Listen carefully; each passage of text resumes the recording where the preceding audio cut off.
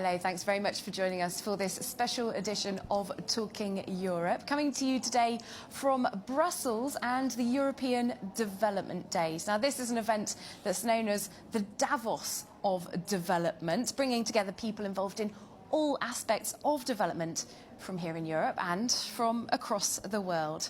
Now, as a combined entity, the European Union is in fact the world's biggest single contributor to international development. It totaled over 74 billion euros last year. Now, in this programme today, I'm very pleased to be speaking to the man who's in charge of it all, if you will, the European Union's Development Commissioner, Neven Mimica. Hello, thanks for being with us. Hello. And we've also got with us in the studio today the President of Rwanda since the year 2000, Paul Kagame. Thank you for being with us. Thank you. Well, I'm just going to start off, quite general for our audience. The topics here at the European Development Days are absolutely vast. As the EU prepares for a new commission to come in, new development budgets and aims, what, Commissioner Mimica, would you say are the key development goals for the European Union?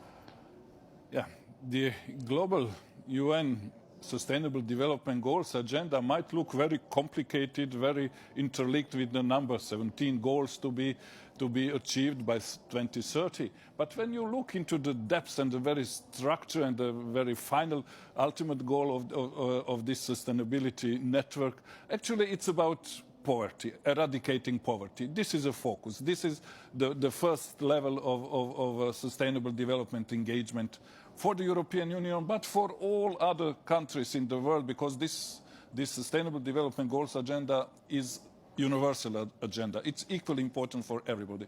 We have to pass from eradicating poverty by increasing economic or GDP growth only to the level where we have sustainable economic growth, where we have sustainable social development and sustainable environmental development. So it's about sustainability of our growth.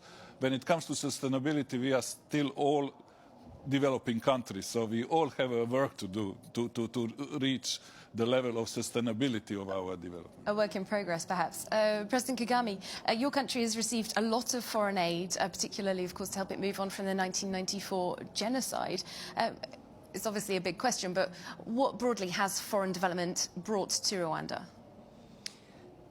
Foreign development has brought many things to Rwanda. In fact, from the time of humanitarian emergency situation, they filled that huge gap that was there with what could address those emergencies.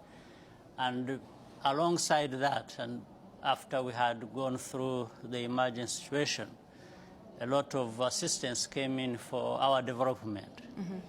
And development in this case is a responsibility of two sides. One is we ourselves, the recipient side, but also the donors. And we all come together to make sure that we address the poverty that is experienced, or was experienced in my country, but experienced across our continent. And on our side, we've really got to make sure that we put the right infrastructure in place to actually utilize this assistance that comes our way to make the impact on the ground, to enable the country to grow its economy, to also make that growth inclusive, and continue the partnership between the recipient and the donor countries is extremely important. And we have to be looking at not just the volume of what is flowing, but also the quality of the outcomes. Now, a couple of years ago, I think it was 2016, you said that it was time for your country to set a deadline to end its dependency on foreign aid. That's not happened yet. Rwanda is still receiving a lot of development funds. I think it's over $1 billion in 2016. Have you fixed a deadline as such? Not really. I think sometimes people just misinterpret what is being said for various reasons. But the bottom line here for us is, can we utilize aid that is given to us properly to the point that we build the foundation necessary for our people to keep doing what they ought to do that falls within their aspirations and be able to stand on their own feet. I think the principal standard, as we know it, in our case, at least that is our ambition, is to make sure that as we get more aid, we keep needing less and less aid. Mm-hmm. So it's a deadline that will fix itself, perhaps? Really, yes, you can't really put a date on this and say, by this day, I will. No, but that it's a kind of ambition and framework which you have to operate in, but it's not a switch on and off kind of situation. Commissioner Mimica, at the EU level, there's something new called the Africa-EU Alliance, which we're told involves a shift from aid in the traditional sense to encouraging investments. Now, private entities were always able to make investments in any country if they wanted to. What's different about this? Yes, Europe and Africa are really two twin continents, I would say, and there are a lot of good reasons and arguments to explain why we are so interlinked politically, economically, in investment, in trade, in many other areas. But we are really developing a strong partnership between Europe and Africa. But so it's about changing the relationship. But what we wanted to do with launching the idea of alliance on sustainable investments and jobs is to strengthen the economic dimension of our alliance, of our partnership. And therefore we would like to move much more towards the support of a private sector investment in creating new jobs in Africa. But it's not only about creating jobs, it's also about employability, improving the educational and health system. Human development is so important, as important as employment. Employability is equally important. That's what we are focusing on. And when we're talking about private or investment coming into this, can the EU be sure that that money will be going in favour of the same goals as the public money would be from the EU? We have developed a strong dialogue with our partners, especially in Africa, and all our development projects are really geared by the sense of ownership that we would like to develop in our partner countries, because you cannot succeed in eradicating poverty and in meeting and reaching the development goals if there is not a strong political leadership, clear political vision, and a strong ownership of the development, economic and political processes in the country. So we really want to do it not as a European input or European recipe for the development projects in our partner countries, but to have it as a joint effort that supports and accompanies the development priorities of partner countries. Going back to you, President Kagame, Rwanda is often held up as an example of a country that, of course, partly through this development support, has seen greater economic growth, stability. However, recently some social indicators in Rwanda have been dropping off. For example, some World Bank data shows that secondary school enrolment is dropped down to 36%, and 38% of children aged under 5 are said to be in chronic malnutrition, which is among one of the highest levels in the world. Considering the favourable economic data and development that we've seen in Rwanda, how is this development backslide on those social indicators coming about? Well, to begin with, it's not backsliding. It's not dropping of these numbers. It's actually that the situation has been bad from the beginning, and our situation has been such that almost everything is a priority or has been a priority. So we have had to do too many things at the same time. And in that case, we have made good progress in some sectors, and we have been slow on others. But the two areas that you have referred to are things we are now paying much attention to, and we want to make sure that we register significant progress on them in the next few years, in a short time. And already the mechanisms and the money and everybody is ready to go. We are actually working on it as we speak. So it's not that anything has gone down. No, it's that everything almost has been down. We're just trying to lift things up.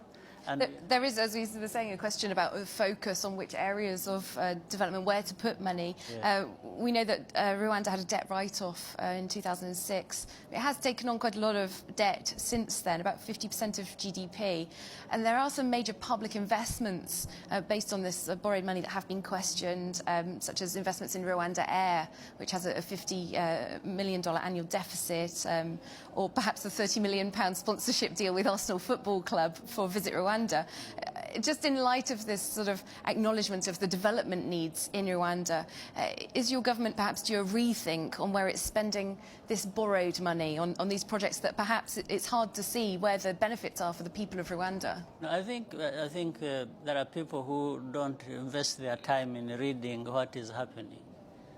In Rwanda, there is no such a problem. One, I have to inform you that our borrowing capacity is actually still huge. It's not at 50%, as you say, it's actually about 32%. So we still have that gap of about 18%.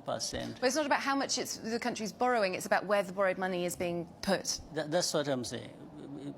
But I'm starting with that because you are the one who brought up the issue of the debt. But going to specific areas, if you look at, for example, how much ground we have covered in ensuring that the country is food secure. It is for the first time in the life of our country that we are now food secure and have registered growth in the area of agriculture. That means being able to feed our people and even for export. That's one. If you look at how much we spend in our national budget on health, by the way, the health outcomes are the best in terms of where we have been and where we are. The most significant change in the health sector that you can talk about in the whole world. It's not just about Africa. That's one. So you feel you're spending your money in the right places? Absolutely. We are spending our money in the... So you see, people are confusing... I mean, if they should, for example, even with the money we put in Arsenal, football and so on, I think people just... This is why I said people don't have time to think and relate things.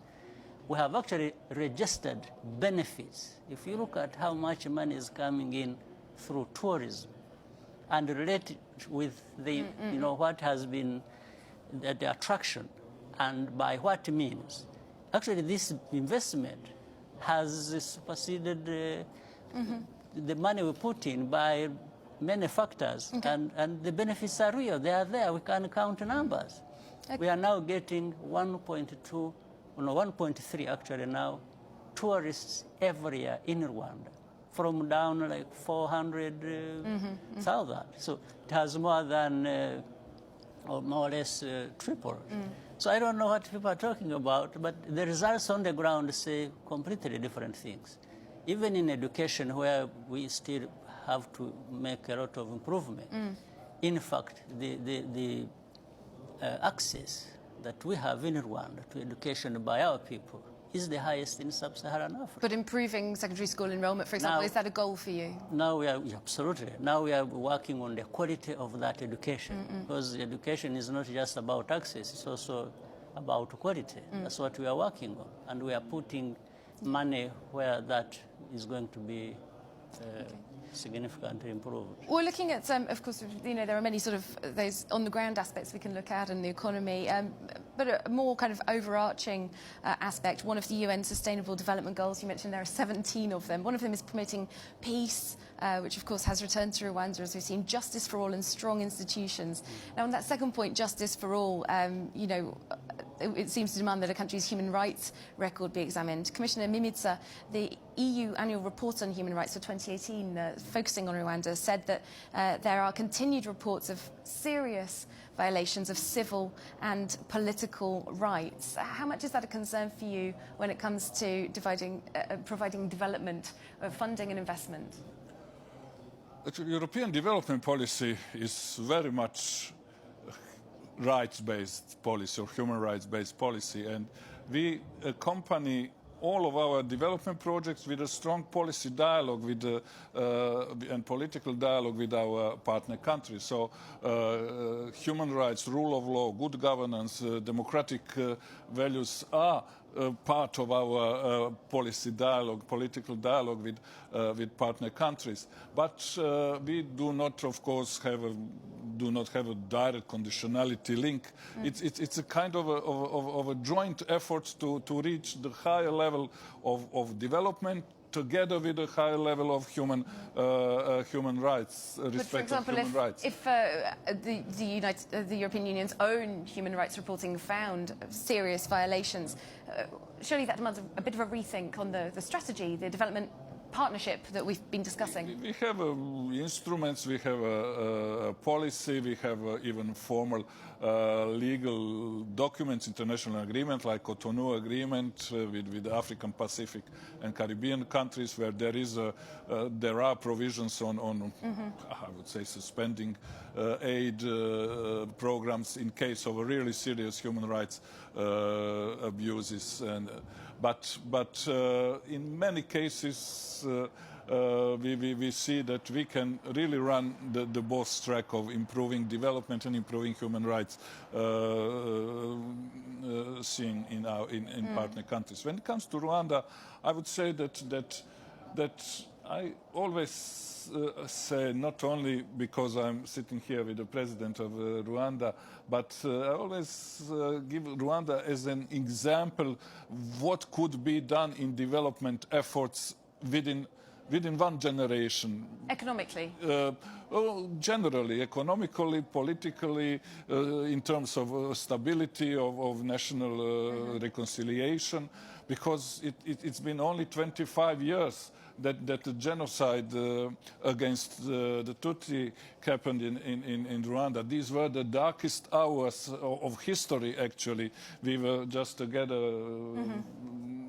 in April on commemorating 25th anniversary of genocide against the Tutsi. So departing from that point of history, such a tragical one, and coming to the present level of development of overall situation in Rwanda is example. It's exemplary. Let me say something to that, because I think this kind of discussion, which has gone on for a very long time around, sounds a bit cynical in a sense. In fact, it's like the tragic situation of 1994 isn't considered even a violation of human rights. It has now gone into the background. Those who are responsible for it, those who are associated with it, are now talking about something else. According to them, the situation in Rwanda is that of human rights violation, even more than that tragic situation. I think that's what we are talking about. So, well, just for example, there was an Amnesty International wrote a report in the lead up to the 2017 election that talks about opposition politicians, journalists, human rights defenders being jailed, physically attacked, even killed. I think you're interested in forced into exile or silence. So I'm just interested in your idea of that assessment of your country. Raising your views to the audience so that you influence them by what you're asking. Well, the European Union sees itself very much as an exporter of human rights and a defender of human rights. So why can't you let me answer this? I'm very interested in Otherwise, your answer. you are going to ask and then answer yourself. I'm very interested in your answer. I'm giving you some context on why I'm asking. You're asking and giving answer at the same time. So please tell me, what do you make of this assessment? I think it's just ridiculous, because there is nothing like human rights minus these things we are talking about. What we are talking about in terms of development. These are human rights. Development, schools, education, health, and food security. And, you know, when you see now the level of poverty has decreased almost by 60%. So these people, these human beings with improved lives, and participating in that themselves to improve their own lives, gets lost in what the whole list you've been spelling out as if, you know, what is in Rwanda is really hell.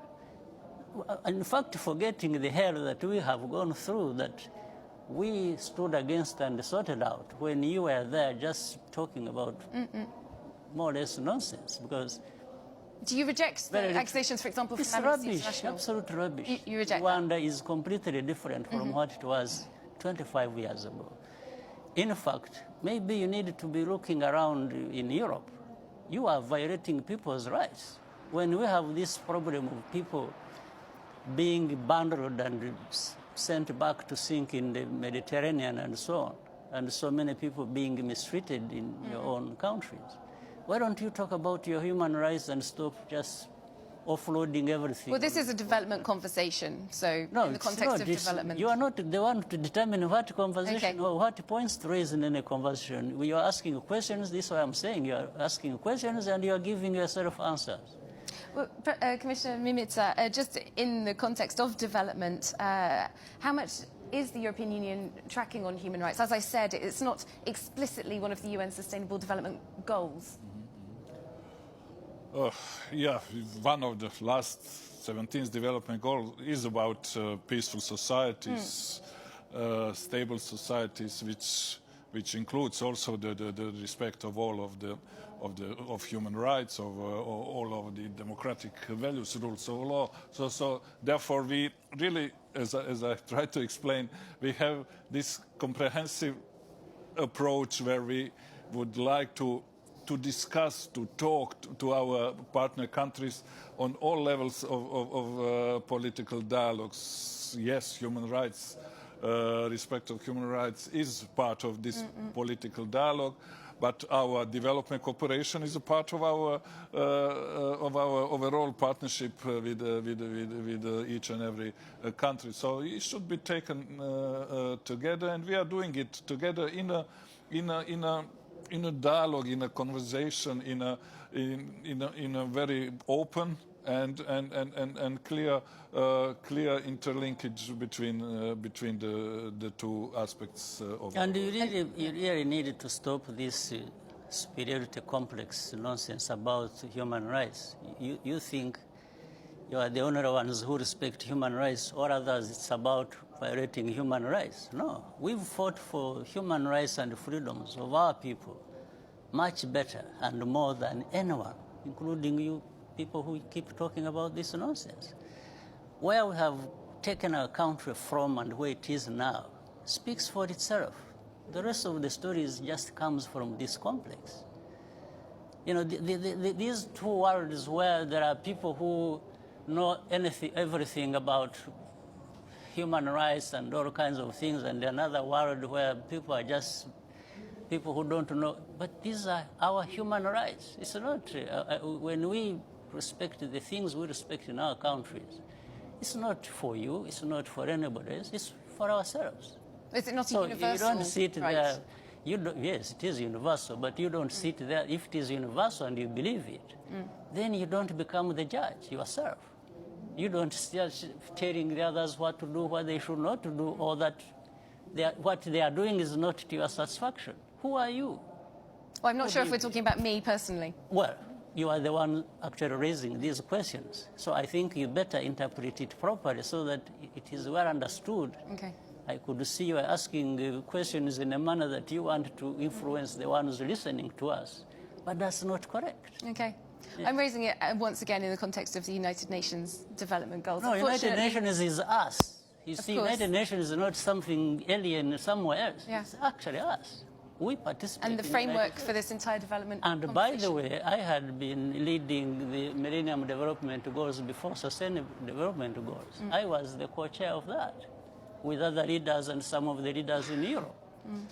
So you don't turn around, it's like you want... So you believe that there should be scrutiny on human rights in Europe, in Africa, No, I believe that you shouldn't be there belittling Africans or leaders of Africa who are trying to... Oh, no, but the conversation about migration is a real conversation about human rights. So you believe that there are valid human rights concerns to be taken into account in this conversation? Even in Europe.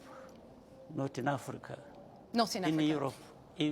In Europe, not only in Africa. Not, of course. Yes. Well, thank you both very much. Unfortunately, that is all we have time for. President Paul Kagame of Rwanda and the EU's Development Commissioner, Neven Mimica, thank you both for your time.